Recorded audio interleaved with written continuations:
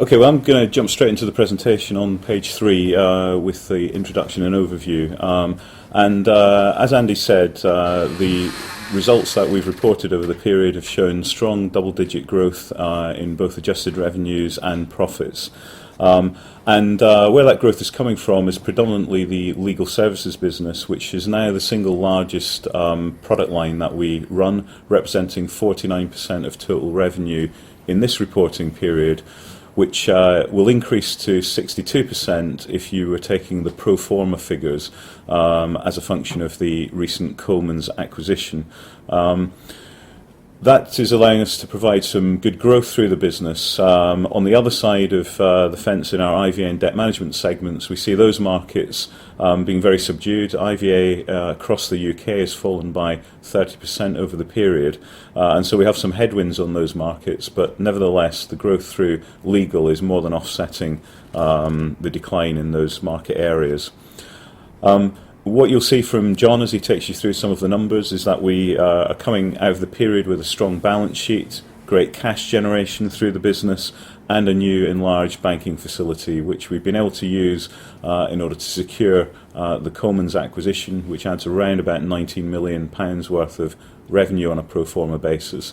And we still have the firepower to be able to undertake further acquisition activity, but also to support our progressive dividend approach, which in this period we have increased the dividend by 6.5%. So we're well placed for strong growth as we come out of the first half and move into the second half. Just to take you through the numbers in a bit further detail, and particularly to illustrate the distribution of products and the change that's happened on this period relative to the equivalent period last year, you can see from the pie chart that the segment showing legal services business has grown dramatically. The overall revenue obviously growing in its own right, but the proportion represented by legal moving from 31% at the end of last year up to 49% in the first half. And as I say, on a pro forma basis, by the time we load in the Colemans transaction, you can expect that figure to represent almost 2/3 of our business going forward. Moving on to a bit of an overview of that Colemans transaction, what we've really acquired here is an organisation which has a class-leading platform to be able to conduct volume legal services, so particularly in the areas of personal injury and of conveyancing. And that capability is something which is complementary to the existing Simpson Miller Legal Services business, which has got a strong capability in other areas of law, which can sit alongside the volume work that we are now able to conduct efficiently as a function of the Colemans acquisition. The initial consideration that we paid for the transaction is underpinned by the starting work in progress that we have in the business. So I suppose in simple terms, it's almost an asset-backed type transaction that we've undertaken. And the management will be engaged in the process of growing that business further and are incentivised through an ongoing earn-out, which will be self-financing in nature in order to trigger further payouts.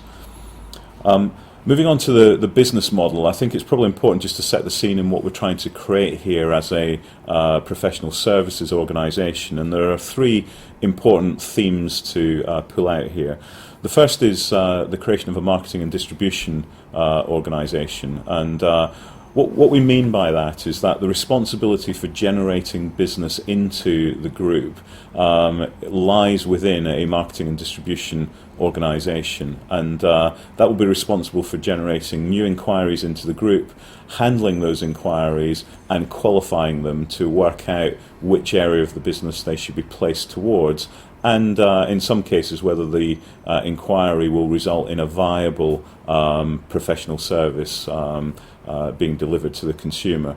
Once the inquiry has been qualified, it's then passed to the legal technician. And what we're really trying to create there is a business model which is more efficient in terms of the qualification of the initial inquiry, but in addition to that, it removes a typical vulnerability that professional services firms have, whereby they become dependent on fee earners generating business, and then are subject, if you like, to the fee earner remaining in the company.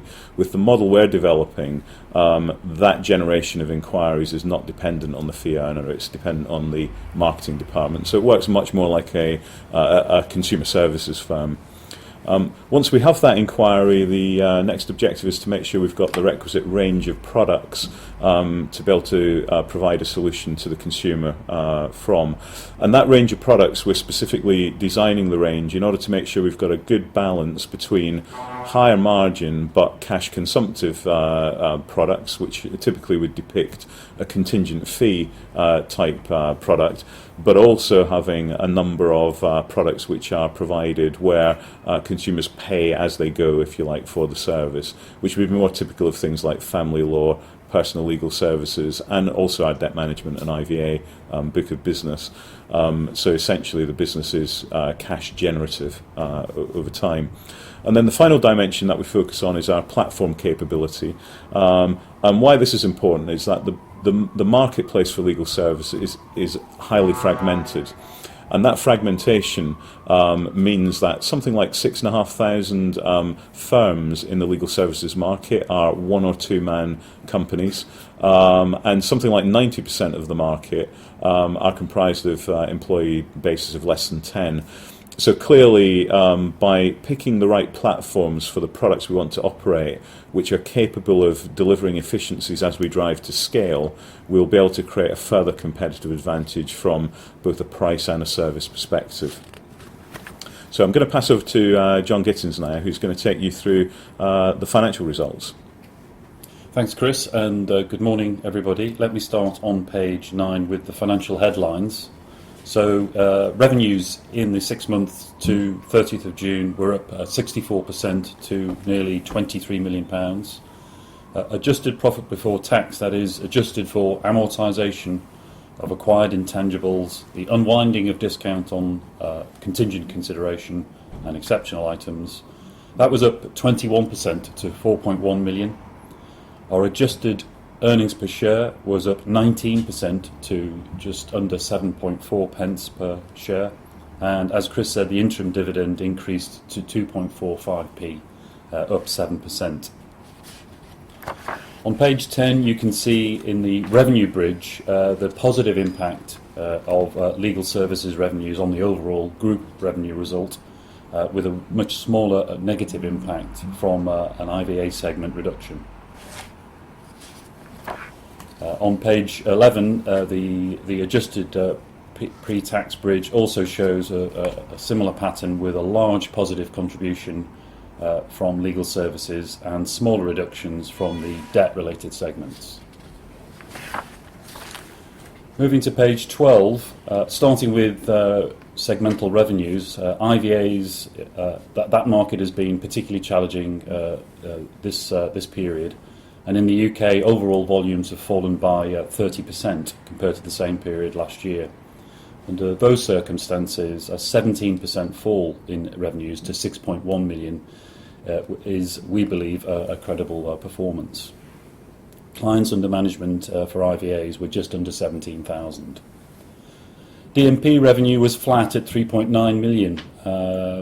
Two key items here: the positive effect of prior year acquisitions and the negative effect of the book attrition cancelled each other out, so overall a flat performance top line. And cases under management for DMPs were just over 20,000. In claims management, revenues were 2.1 million, also flat. Two features here. One is that our claims sourced from our IV clients are maturing, but we're growing our claims sourced from DMP clients. And at this stage, the revenues from each source are about 50% each. And finally, legal services revenues were 11.3 million. in the period. That's a full 6-month revenue contribution compared to 1.2 million in the previous period, which just had 2 weeks of contribution from legal services. Moving to page 13, the strong focus on cost control has ensured margins in IVAs have stayed broadly flat at 16% compared to 17% last period. In DMPs, a similar picture with a 39% margin compared to 40% last time, although we do expect some regulatory changes to cause a slight increase in cost base for the second half. In claims management, there was a reduction to 400,000 in contribution, so the margin was 19%, and this is a result of the change in mix of the business with the increased emphasis on DMP source clients, which are a lower margin. And finally, in legal services, a 1.4 million contribution, a good margin progression, moving from 10% last time to a 13% net margin. Page 14 is just another lens on the business, demonstrating the strong cost control in the business, significant reduction in our marketing spend as we've really controlled discretionary spend to only work on very profitable channels, with an increase in other direct costs to nearly 45% of revenues. But overall, gross profit is 50%, which is similar to the same period last year. On page 15, just some metrics on the Colemans deal. This is completed on the 14th of August. The initial consideration comprised 8 million of cash and 1 million of shares, struck at a price of £1.32.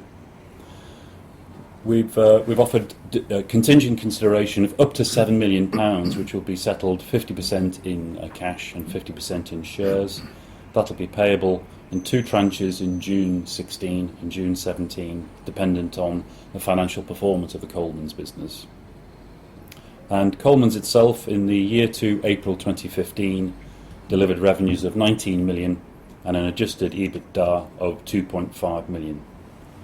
So this implies a multiple on the initial consideration of 3.6 times EBITDA.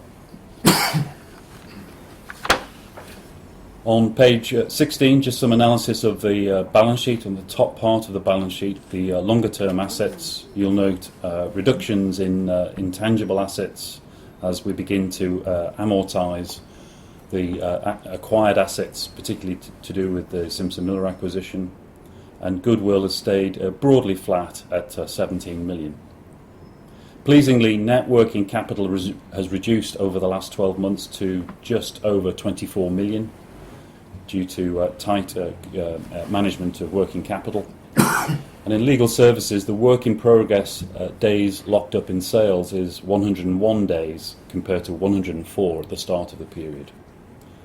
Finally, at the bottom of the balance sheet, the majority of the contingent and deferred consideration, which totals 5.8 million at June, relates to the Simpson Miller acquisition. On page 17, analysing the cash flow performance of the business, a very strong operating cash performance in these 6 months, and the operating cash flow conversion rate is 128% of operating profit compared to 108% the same period last year. In terms of investing activities, £600,000 invested in infrastructure spend as we have developed a strong IT network across all of our physical sites, together with 2 new data centres. This is really building the infrastructure to help our growth strategy, particularly in legal services. Page 18, you'll see our net debt at the period end was 5.2 million, down from 7.6 at the start of the period due to the strong operating cash generation in the business. As Chris mentioned, we've also increased by 5 million our bank facility with AIB to an overall package now of 25 million, which takes us through till May 2019. That new facility has supported the acquisition of Colemans and also provides long-term financing to underpin the group's growth strategy. The debt to EBITDA ratio at the period end was 0.45 times EBITDA, and net debt immediately following the Colemans acquisition in August was 13.2 million. Our house broker estimates that by the end of this calendar year, our leverage will be just about 1 times EBITDA. And finally, on page 19 from me, just some segmental trends and guidance for the second half. For legal services, we expect a strong 20-week contribution from Colemans. Our outlook for this segment generally is positive. For IVAs, we expect conditions to remain challenging, with our focus on cost control, margin and cash generation. And for DMPs, we don't expect any further acquisitions of back books for the foreseeable future, and some slight margin erosion due to increased costs of compliance. Claims management will continue to deliver a modest positive contribution. I'll now hand back to Chris. Thanks, John. So on slide 21, I talked to you earlier about the business model that we're creating, and what I'm going to do now is take you through in a bit more detail each of those boxes. So if I move you to the marketing and distribution slide here, what this is really pulling out is the fact that we'll use a range of different routes to market, so they will include online and offline activity, as well as third-party inquiry generation. Once those inquiries come into the business, then they're put through an information gathering cycle, which is conducted by typical contact centre staff. And they take the first response, they try and qualify the inquiry, and then package the case for provision to the technical areas, which might be in debt solutions, claims or legal. And as I say, the main benefits of this are that it allows us to put the responsibility for generating inquiries into a marketing department, and on top of that, it allows us to build the customer franchise, if you like, with the Simpson Miller brand. Once we have the inquiry, then we move to the product portfolio, and on the product portfolio slide, you can see each of the product verticals that we operate in at the moment. And in simple terms, if you read from left to right, you will see that on the left-hand side we have the most cash-generative products, which typically pay back on a monthly basis from month one, right through to products on the far right, which are on a conditional fee basis, which means we get paid if we're successful in pursuing the complex personal injury claim, which might be illustrative of a clinical negligence claim, for example. So that tends to consume some cash, but it's balanced quite nicely with the range of other services that we have in place. And in particular, we've put quite a bit of focus in the last 12 months within Simpson Miller on creating packaged pricing, which allows us to quote how much it's going to cost to the consumer to undertake a particular piece of work, typically in the family law and the personal legal services fields. So I'm going to pass over to Peter Watson now, who's going to add a bit more colour to the implementation of some of these points. Thanks, Chris, and good morning, everybody. I'm going to pick up on a couple of the points that Chris has outlined already.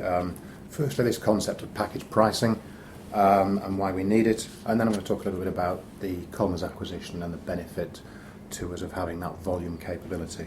So on slide 25, making law accessible, why do we need to do it? What's the rationale? Well, the problem is that there is a real perception on the part of clients, a real fear about the cost of lawyers. The traditional time on the clock approach creates uncertainty and fear of cost. There is still also an issue that a lot of law firms are very old-fashioned, and lawyers are still perceived as being quite stuffy and unapproachable. So these two issues particularly create an area of unfulfilled demand, of latent demand, which we want to unlock in addition to the existing very sizable market that we're already playing in. And as I say, the fragmented market, which Chris has touched on, with 10,000 law firms, the vast majority of which are subscale, is not an environment in which you're going to really see a lot of firms innovating and providing the sort of solutions that customers are looking for. In addition to that, over the last 4 or 5 years, we've seen erosion of legal aid, so we need to come up with solutions to bridge that gap for clients. So what are we doing? Well, we've come up with this package pricing concept, And what we're trying to give clients is certainty and transparency. So we talk about things like no hidden surprises, prices including VAT. We make a big thing about the approachability of our staff, and it's one of the things that's distinguished us as a firm over the years, that we aren't perceived as stuffy and unapproachable. We have down-to-earth but very talented individuals. Wherever possible, we look for online fulfilment of legal services, and what we've done is launched in the last couple of months Simsimilar Direct, as Chris said, initially around family, employment and motoring offences, but we've got something in the order of 70 fixed price products that will be added over the coming months. And just to make it clear that package pricing isn't just about a fixed fee, but it's also about what we call an unbundled fee or an unbundled legal service, where you segment out the process from start to finish, and you allow clients to pick and choose which bits of that service they want to engage with. So going on to the next slide, 26, we've just got a couple of illustrations really of how this package pricing concept looks on the website.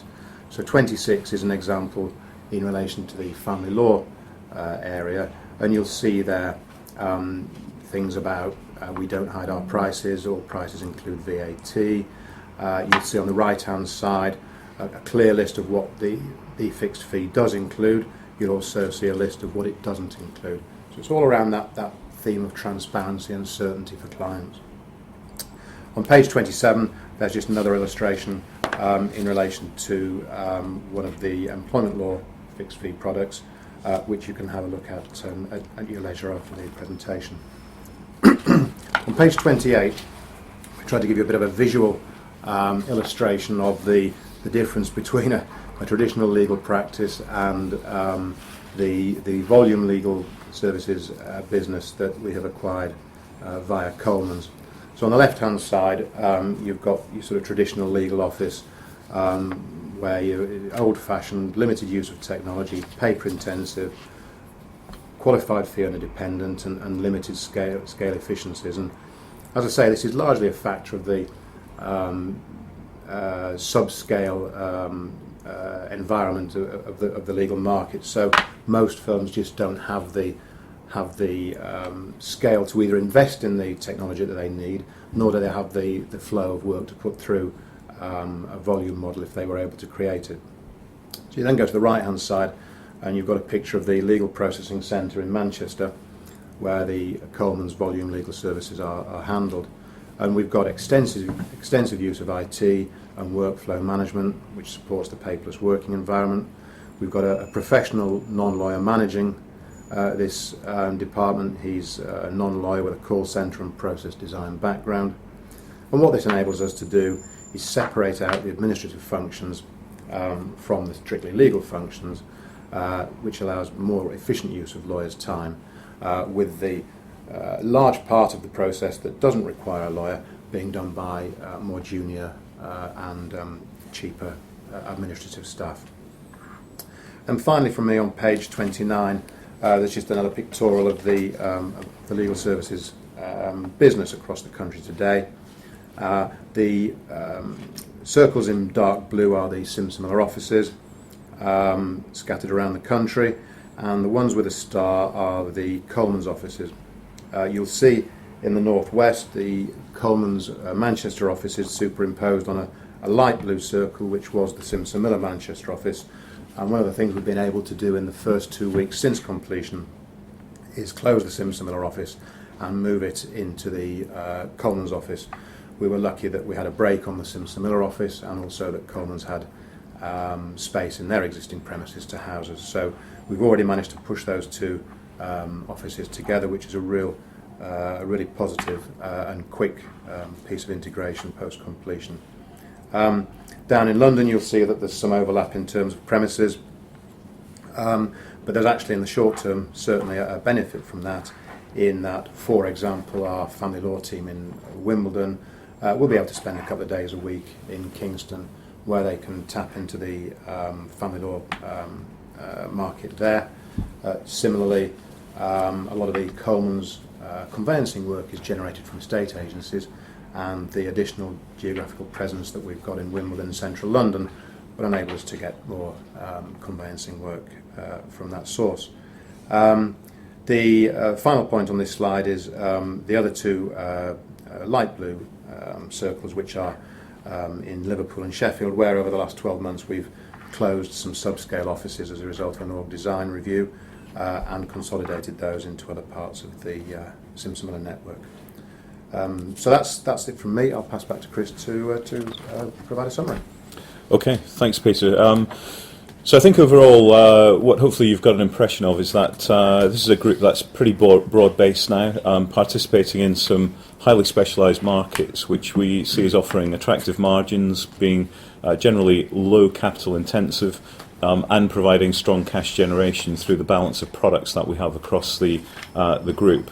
We think the business model that we're structuring in the context of professional services is something which is intended to give us great access to customers and to have a consistent and sustainable flow of customers, with a balanced product portfolio which allows us to have a good combination of cash generative and cash consumptive products. And also, as we grow through scale, we now have the platforms in place which give us pronounced capability in our target product markets. That will allow us to be able to grow strongly in each of our product markets, particularly in the legal services market, whilst at the moment we have substantial headwinds in our traditional debt markets.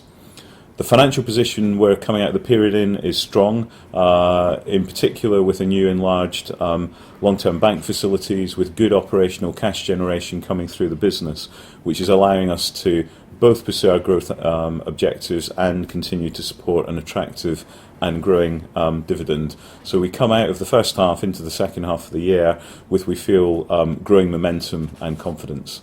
Thanks for your time. Right, thank you, gentlemen. Very succinct presentation. Just to remind watchers, listeners, to submit your questions. We've got quite a few already, which I shall move straight into. John, firstly, perhaps for you, a question from Jim regarding the fact that you are not buying any more debt books into DMP at the moment. Is that driven by commercial concerns and the margin? Is that driven by regulatory uncertainty? Or is it simply that you are better putting your capital to work in legal services? I think it's a combination of all of those things. We do see a fantastic opportunity in legal services. It feels, from our point of view, to be a good place to be investing our capital. But also with the new regulator in DMP, there is some uncertainty at the moment over the fee structures in DMPs, and therefore it's very difficult for us to put a value right now on assets that may or may not come our way. So as a result of that, we've come to the conclusion that while there is this uncertainty, we don't expect to make any DMP acquisitions. Thank you. A question from Ashraf. In terms of the opportunity to consolidate within the legal sector, do you feel threatened that other legal firms will also be attempting to absorb smaller firms, or do you simply think that the likes of Gately and Irwin's are fundamentally different to the model that you are building and are in effect old school?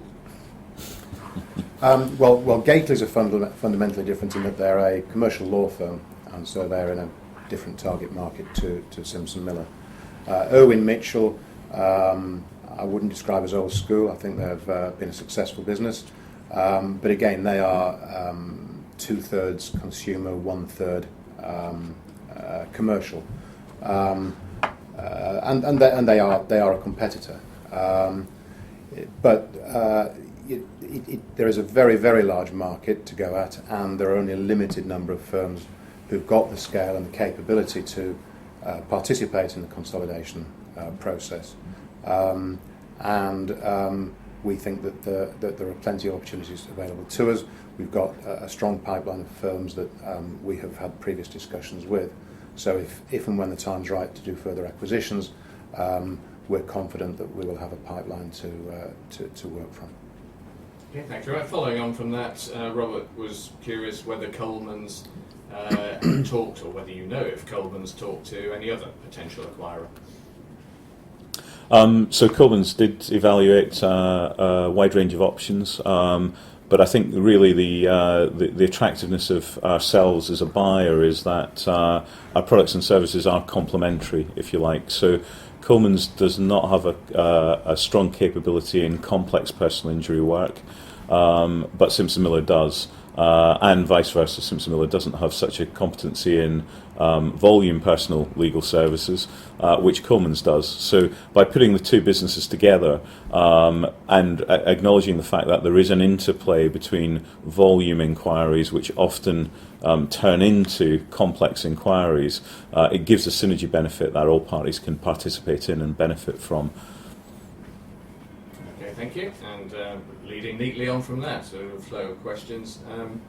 Jane is curious in the way that you identified volume personal injury as a segment that you would like to gain exposure to.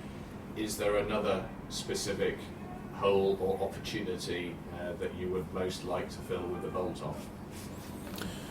Yeah, so I think there are 2 or 3 different areas that we're looking at, and I think what I'd kind of stress is that what we've been focusing on is setting out our organic strategy.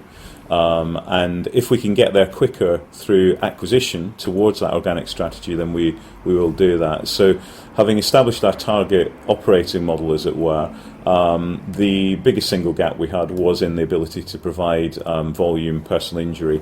But there are some other areas which we are exploring. There are things such as the ability to provide self-service, kind of electronic generation of legal documents, which we have some capability to do, but it's not as pronounced as some examples that are in the marketplace, and would very much be complementary to our drive to make law more accessible to consumers. And so that kind of space is something that's quite interesting to us. We think there are some emerging marketing and distribution models in the legal space, and some read across from some other areas which have similar issues trying to describe price. So a simple example of it might be if you're trying to hire a tradesman, for example, there are some interesting models where such as check a trade and so on, where you can describe the kind of job you want doing and then invite people to quote from you. So there are some things like that we will have decisions to make as to whether we buy or we build, but that will give you a bit of a flavour of the kind of things that we're looking at. And I don't know, Peter, if you want to say something about the successor practice area as well. Yeah, of course. As we've described, the bulk of the legal services profession is subscale, with 60-odd% of businesses being 1 or 2 partners. And a lot of those are partners who are coming up towards retirement and haven't got any plans in place for succession, or how to exit the business and retire, because one of the key issues when you want to retire from a small legal practice is the need to have run-off indemnity insurance cover for 6 years, and the cost of that for a small firm can be prohibitive.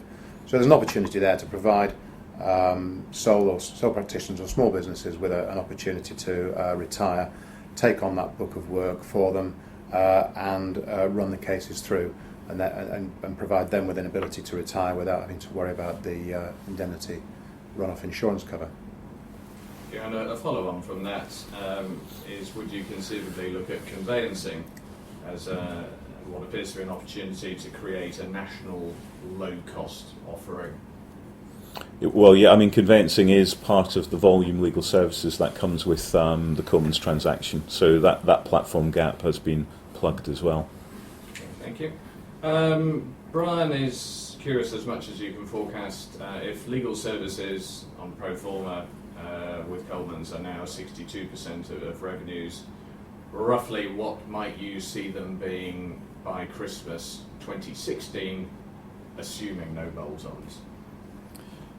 I'd expect them to be about three quarters of the group by December 16. Okay, thank you very much.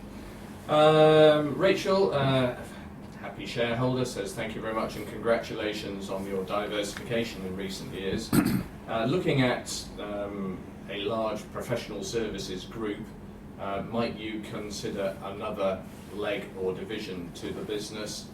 and what at the moment are the synergies between the legal services unit and the legacy cash cows of debt and claims management, and would the latter two be viewed as core whatever happens?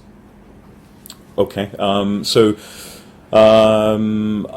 let me try and take the various elements of the question. I suppose the first thing in terms of the interrelationship between the products and services is part of the reason that we started down this road is that we do find that when consumers inquire about a debt problem, that quite often we find that the driver of that debt problem requires some legal services in order to sort the issue out. And a very simple example of that would be an individual who's racked up some debt during a messy divorce process and really needs to conclude that. And so there is an interaction between some of our products and services and also a similar customer base, if you like, across the divisions. So that is an area that we'll see coming together as we start to move further forward. In terms of other avenues and legs to the business of professional services, we are kind of having a look at some other areas, but I think for the medium term, the emphasis is very much on legal services, because although we describe it as kind of one block, when you start to look below the layer, what you see is quite a diverse range of products and services, covering things like family law, personal legal services, personal injury work, and so forth. So there's quite a lot of development and diversification within the legal space that we can undertake. And I think what's very attractive for us about the marketplace is that for consumer legal services, it's a £10 billion market. And even the larger players in that marketplace have no more than 120, 150 million of turnover. So there isn't the big kind of concentration of players at the top end of that market. And we think it's going to be very important as this market starts to change and consolidate to make sure we are one of the major scale players. So it's likely to command the lion's share of attention. Okay, and then perhaps the last question, appropriately enough, is from Paul, and it concerns morality. He's personally very pleased that you have avoided areas like payday payments. In his own words, the legal services, he says the jury is out, but I'm sure he meant that as a pun, but he regards that as on the right side of morality, a necessary evil was the way he described it. But more seriously, he is curious, given the way that a lot of investors are approaching their investments on a more ethical basis, whether there is an underlying board mission statement about helping people without exploiting people. Yeah, I mean, I think the way I would answer that is that what we're here to do is to serve markets where there's a need, not create markets where there isn't a genuine consumer need out there. And so the way we express that across our two main categories of product is in the debt market, or the financially stressed consumer marketplace, if I can describe it like that. Our mission is to help customers make their money go further. And the whole product suite that we have around that, it includes providing the debt solution, if you like, to get some structure and organisation for the consumer around their debt, but also offering services such as an ability to switch electricity, gas, home insurance and so on to reduce their bills, as well as pursuing claims on things like payment protection insurance in order to bring lump sums back to the consumer which reduce their debt. So that whole mission for the financially stressed consumers is there as making money go further.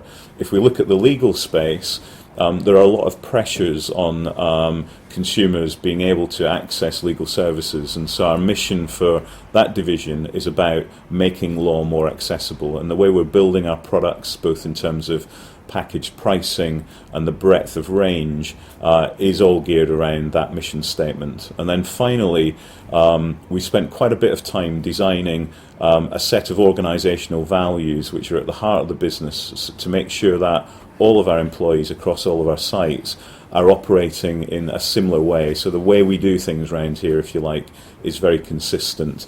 And those values consist of 8 values, 4 of which are outwardly customer orientated, focused, and 4 of which are more internally focused in terms of the way we interact with our colleagues, but all of which are there to make sure we fundamentally do the right thing in the delivery of our services.